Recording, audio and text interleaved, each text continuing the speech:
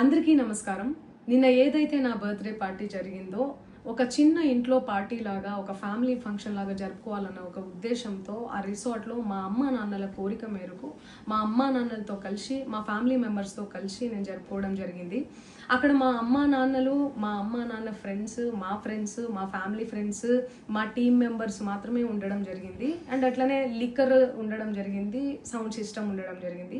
So sound సిస్టమ్కి లిక్కర్కి permission తీసుకోవాలని చెప్పి నాకు అస్సలు అవగాహన లేదు, ఐడియా కూడా లేదు. అది అనుకోకుండా సడన్గా ప్లాన్ చేసుకొని వెళ్ళిపోవడం జరిగింది అక్కడ.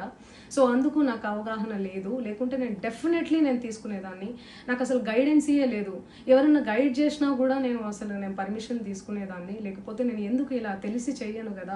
సో ఇదంతా ఇలా తెలిసి అయితే నేను తప్పు చేయలేదు, తెలియకుండా ఇది జరిగిపోయింది.